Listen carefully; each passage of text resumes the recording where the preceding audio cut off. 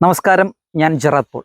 അപ്പം ഞാൻ ഇന്ന് വന്നേക്കുന്നത് ഒരു ഡീസൽ വണ്ടിയുടെ കുറേ പേർക്ക് അറിയാത്ത, എന്നാൽ കുറേ പേർക്ക് അറിയുന്നതായ ഒരു ചെറിയ കാര്യമാണെങ്കിലും പക്ഷെ അത് വലിയൊരു കാര്യമാണ്. അപ്പം എൻ്റെ ഒരു കൂട്ടുകാരന് അനുഭവപ്പെട്ട ഒരു അനുഭവം, അപ്പം അത് നിങ്ങളോട് പങ്കുവെക്കണമെന്ന് എനിക്ക് തോന്നി. അതൊരു ചെറുതല്ല, ഒരു വലിയ കാര്യം തന്നെയാണ്. അപ്പം നമുക്ക് പലരും പെട്രോൾ വണ്ടി ഉപയോഗിക്കുന്നുണ്ട്, അതുപോലെ ഡീസൽ വണ്ടി ഉപയോഗിക്കുന്നുണ്ട്. അപ്പോൾ ഡീസൽ വണ്ടി കുറച്ച് നാൾ ഓടിക്കഴിഞ്ഞാൽ ചിലപ്പോൾ കുറച്ച് പുക വരും. ചിലപ്പോൾ നമ്മളത് ശ്രദ്ധിക്കണമെന്നില്ല, ചിലപ്പോൾ മെക്കാനിക്കോ അല്ലെങ്കിൽ അവർ നോക്കണമെന്നില്ല. ഇങ്ങനെ പുക വരും, നമ്മളറിയാതെ ഇങ്ങനെ ഓടിച്ചുകൊണ്ടിരിക്കും, പെർഫോമൻസ് കുറയും, മൈലേജ് കുറയും, വണ്ടിയുടെ അകത്തേക്ക് സൗണ്ട് വരും. പക്ഷെ എന്താ സംഭവം എന്ന് ചിലപ്പോൾ നമ്മളറിയില്ല. ചിലപ്പോൾ നമ്മൾ പിന്നീട് അതൊരു കംപ്ലൈൻ്റ് ആയിട്ട് കാണും, ചിലപ്പോൾ കുറേ അന്വേഷണങ്ങൾ നടത്തും. പക്ഷേ ഇതിൻ്റെ സത്യാവസ്ഥ ആർക്കും അറിയില്ല. അപ്പം ഞാൻ ആ ഒരു സംഭവമാണ് പറയാൻ പോകുന്നത്. അപ്പോൾ ഈ വണ്ടിയുമ്പോൾ നടന്നൊരു കഥയാണ് ഇപ്പോൾ ഞാൻ പറയാൻ പോകുന്നത്. എൻ്റെ കൂട്ടുകാരൻ്റെ വണ്ടിയാണ്, വെർണ 1.6 ഡീസൽ. അവൻ എല്ലാ കാര്യങ്ങളും പക്കയായിട്ട് നോക്കി ഇരുന്ന വണ്ടിയാണ്. അങ്ങനെ 60,000 കിലോമീറ്റർ ഓടിയതിന് ശേഷം വണ്ടിക്ക് സർവീസിംഗ് ഒക്കെ കഴിഞ്ഞ് വണ്ടിക്ക് ചെറിയ പുക കൂടിക്കൊണ്ടിരിക്കുന്നു. വണ്ടിയുടെ അകത്തേക്ക് സൗണ്ട് വരുന്നു.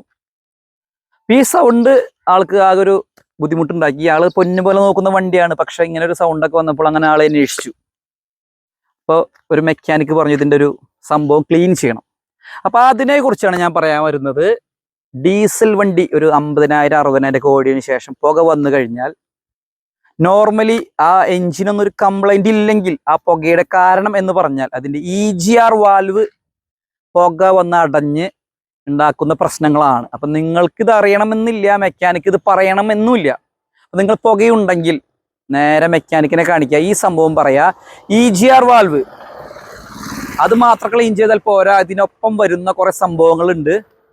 അപ്പോൾ അത് ക്ലീൻ ചെയ്തതിന് ശേഷം നിങ്ങൾ വണ്ടി ഓടിച്ചാൽ പഴയ പെർഫോമൻസ് തിരിച്ചു വരും. അപ്പോൾ ഈ വണ്ടിയുടെ കഥ പറയുകയാണെങ്കിൽ, ഷോറൂമിൽ ചെന്ന് നമ്മൾ ഈ സംഭവം പറഞ്ഞ് അവർ ക്ലീൻ ചെയ്ത് തന്നു. വണ്ടി ഇപ്പോൾ പുതിയ വണ്ടി ഓടിക്കുന്ന അതേ ഫീലാണ്.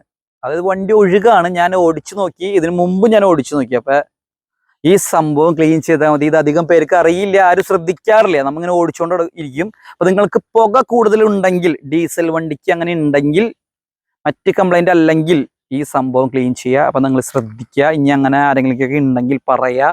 പുക ഉണ്ടോയെന്ന്, സ്വന്തം വണ്ടിക്ക് ഉണ്ടോയെന്ന് ചെക്ക് ചെയ്യുക, നോക്കുക, ഈ സംഭവം ക്ലീൻ ചെയ്യുക.